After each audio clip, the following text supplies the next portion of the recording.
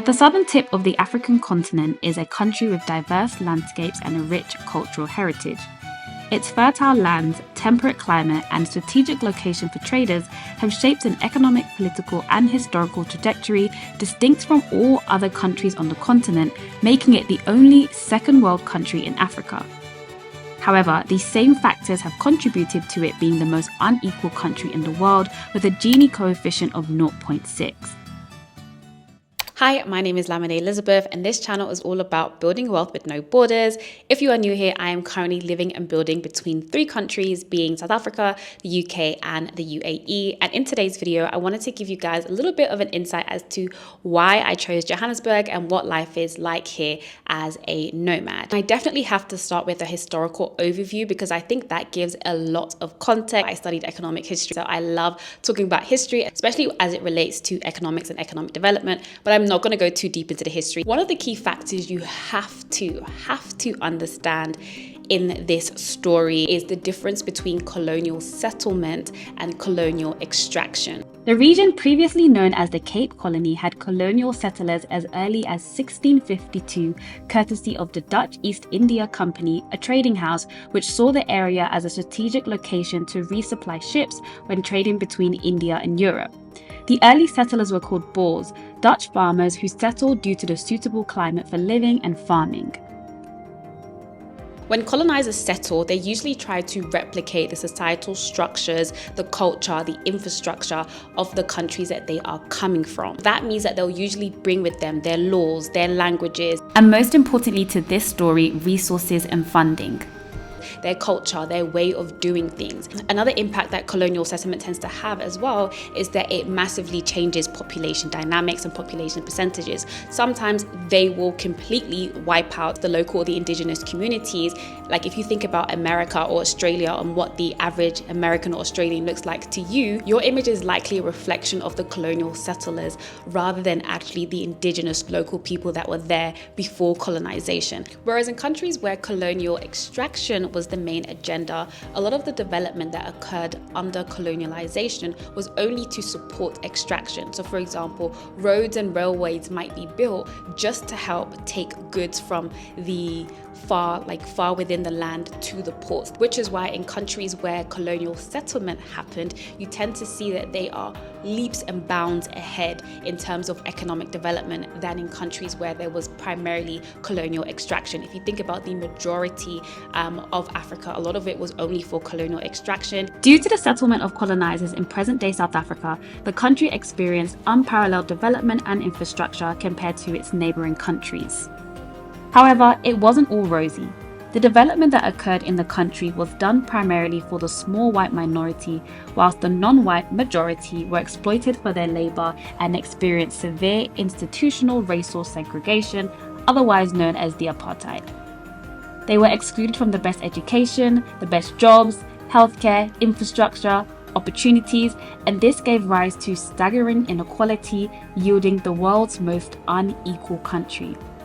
And though apartheid ended 30 years ago in 1994, the majority of the country's wealth is still in the hands of a small white minority. Now that the prime urban and suburban areas that were once reserved for the small minority are open, the parts of the city that you'd most likely experience as an expat or nomad have an unsurprising familiarity to walking around certain parts of Europe. And in general, though there are many cons and shortcomings of the country, you'll probably find that it's one of the easiest transitions you can make to an African country, especially if you're coming from places like the UK, the US, Canada, and other parts of Europe. If you're searching for a place to stay, you'll find housing options that are well designed and of high quality. If you're curious about what that looks like, definitely subscribe to my channel as I do loads of property tours on here. Areas like Sandton and its suburbs, such as Bryanston, Fourways, Morningside, and Rosebank, along with newer places like Waterfall, are quite affluent and known for their relative safety, upscale apartments and houses, vibrant atmosphere, and ongoing new developments. You can rent a furnished one-bedroom apartment in these neighborhoods starting from around £400 a month. Johannesburg is the African city with the most Fortune 500 and FTSE 100 companies headquartered, so if you were looking for professional work, it'd be the best city. I'm Zalo and I am currently working in Johannesburg. I was actually based in Cape Town for 6 years prior to this, where I did my studies in civil engineering. So my alma mater is UCT. Proudly, let me tell you something about people who study at UCT. They will find a way to put it in the conversation somehow. But I'm currently actually working in investment banking. Started off in engineering, but I pivoted into investment banking because of the growth opportunities I wanted. And the environment in Johannesburg allows banking to thrive, right? As opposed to Cape Town. So Cape Town, just to give you a bit of context, Cape Town is more of on the buy side. So your asset managers, your hedge funds, your brokers, they're all in Cape Town, right? Whereas this side, you're more on the sell side, right? You're on the investment banking side, the corporate side, and the trading side, where I am. Here, we are more the financial hub of the whole country, right? Yeah. So, and that whole dynamic, you can see it. You know, when you're in Cape Town, it's more slow. Cape Town, pay gap is huge, right? So you're paid less. As a black young woman, I'm gonna be working harder, but for less pay, right? That's just how the industry is designed. And unfortunately, because it is a very expensive city to live in due to the whole tourist digital nomads, it makes you be excluded in your own city. But Johannesburg is fast. I must say, Johannesburg is very fast. For me, I'm like, oh my gosh, like people are always moving. Like they always, you see by the way they drive, they don't wait for you. You see by the way, like they wake up so on on the crack of dawn, like. But it also gets me wanting to want more. You know, like you, it's so hustly. Everyone is always wanting to chase money. Like it's a money making city. You know, whereas in Cape Town, people aren't really chasing money; they have it. However, if you're coming from a country with a stronger currency, I'd only advise taking up a job locally if you can maintain being paid in a foreign currency due to the devaluation of the rand. Most people coming here are nomads working on their own businesses or working remotely, therefore earning in a stronger currency and living on a weaker currency, also known as geographic or currency arbitrage. If you want to learn more about how you can use geographic arbitrage and property to achieve financial independence so you can move around the world as you please and become a global citizen, then check out my course in the description box. One of the things I also love about having a base in Johannesburg is the accessibility to entertainment and lifestyle. Leaving the main city centre areas, you can find a lot of nature that makes it perfect for hikes, walks, and even retreats. On this particular weekend, I went to a soul discovery retreat hosted by Girls Trip Tours for highly ambitious professional women at the Cradle of Humankind, which is actually known as the birthplace of humankind.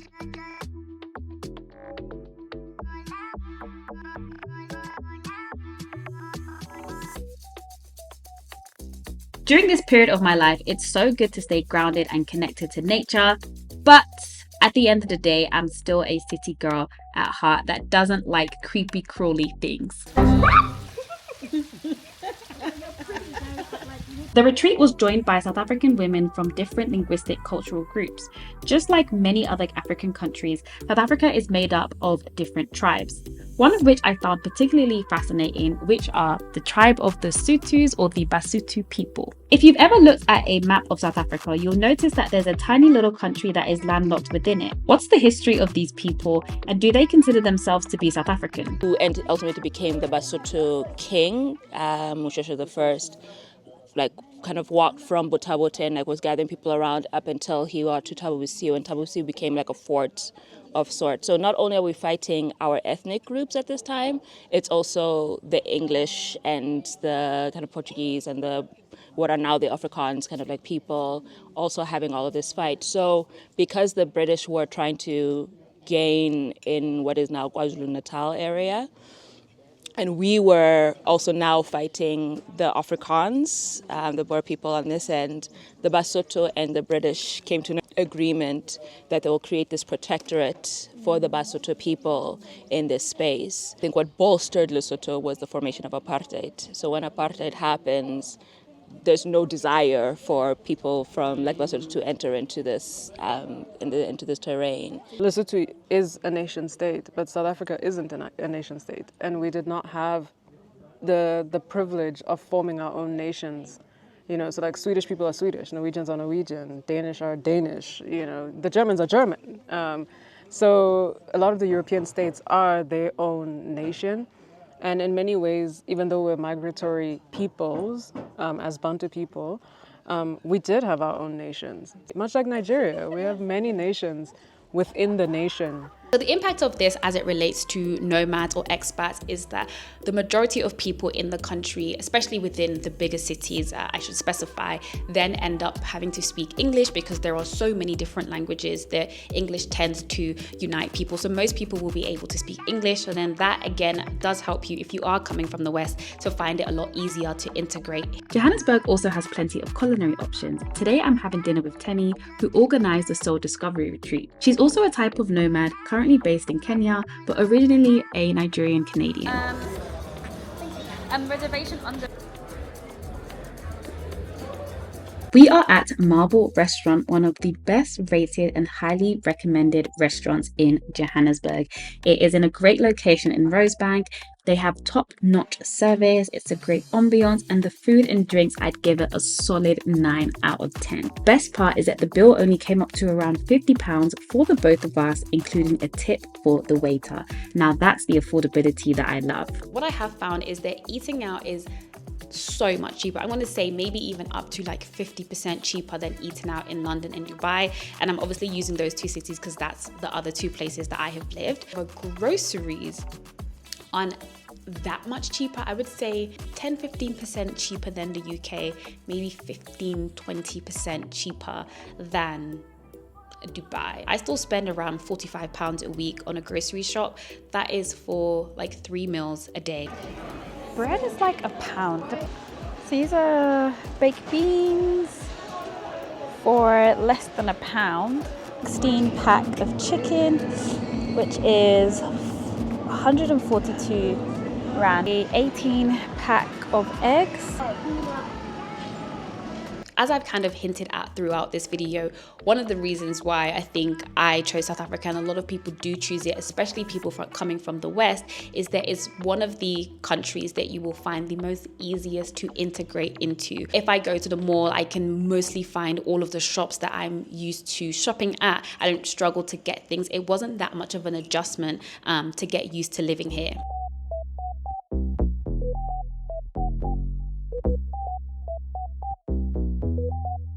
No way.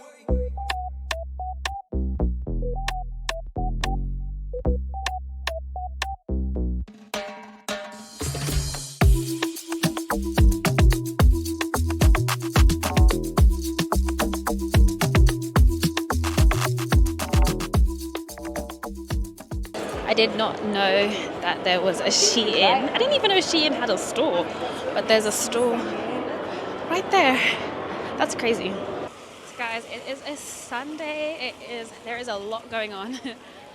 As you can see today, there's usually like a lot of families and stuff. One of the things that I particularly love, and I think other people who are doing this, regardless of what country they're in, would probably be able to agree with, is that you can still live a very high quality of life and it not have to break the bank. Like, I go to the spa regularly, I have a PT, I live in a nice area, in a nice building, I'm able to eat out, I'm able to spend and like not have to like constantly be thinking about a cost of living crisis per se, and you can just like enjoy life while still trying to build something. One of the things that is coming out in South Africa as well is a digital nomad visa. Apparently it's out. Regarding some of the cons of living here, one, I would say it's quite far away from me from other like main hubs. It's 11 hours to London on a direct flight and 8 hours to Dubai, so that's a little bit inconvenient. Crime is particularly high here. They do have one of the highest crime rates in the world, and I think that is expected in a country that is highly unequal. It's not surprising. But also they have a very high unemployment rate. I think I read somewhere that youth unemployment rate is around 40%, which is very, very, very high. I will say though that as an expat, as a nomad, you'll probably be able to, depending on where you go, you can avoid a lot of the areas that have particularly high levels of crime.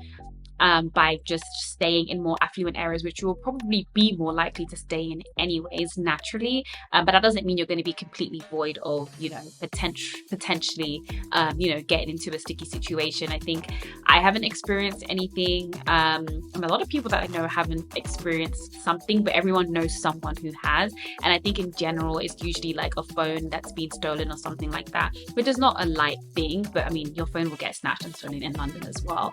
But the crime rate here is quite high. So it's something to be aware of and cognizant of, and making sure that when you're choosing accommodation options, when you're choosing areas to stay, that you make sure that there's a certain level of security, etc. And even just in general, when you're going out, making sure that you are conscious and aware of what is around you. Another thing is electricity shortages. I haven't actually experienced it in the last couple of months that I've been here, because I made sure to buy in a building that has electricity backup, because I'd be running an Airbnb and I wouldn't want people to experience that.